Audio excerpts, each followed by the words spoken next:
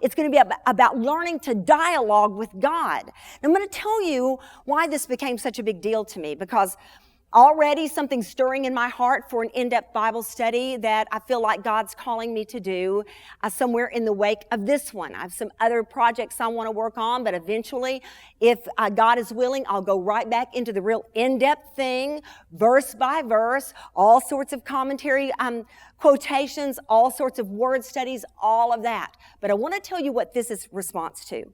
My ear stays to the ground with women all the time. You're my life. My whole entire life is serving Jesus through serving women. This is what I do. You can ask my coworkers when we drive by on a road and there's a woman walking on the sidewalk, I am compelled for her to come to Bible study. I mean, it's overwhelming to me. When I don't care what size, what shape, what kind, what background. I don't care how many tattoos. I love every single woman I ever encounter. I don't know.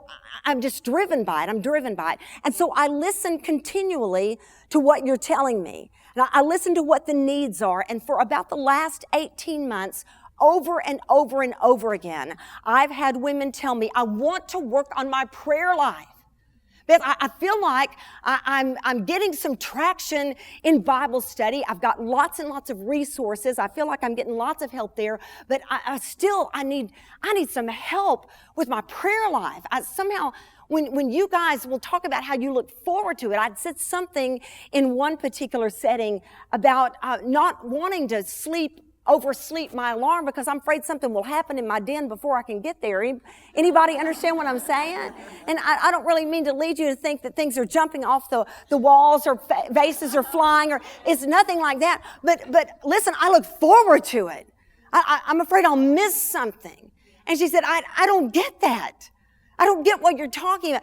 I pray that by the time you've done a few weeks of Quest, you'll go, I want to be with him. Because I know you might have already wanted to. And some of you are going, yeah, I've been there and I've worked through that. Praise God. But somebody else is going, I want to. But I don't just really want to. It doesn't just drive me. I pray somehow this will give you a taste of something that drives you to him, that makes prayer dialogue. In other words, God is speaking to you through his word and you start speaking back. Let's throw the word quiet out of quiet time. Let's let it be one of the loudest parts of the day. Let's be trained by the scriptures that when God is speaking to us and say a question comes up in your mind like, Lord, what does that mean? That you would be bold enough to go, Lord, what does that mean? That you'd say to him, you know what, that reminds me of so-and-so. Lord, this is exactly what I'm going through. Or Lord, I don't even know what I have no idea what you're talking about here. To engage in dialogue. That is what I'm praying this quest will train us to do.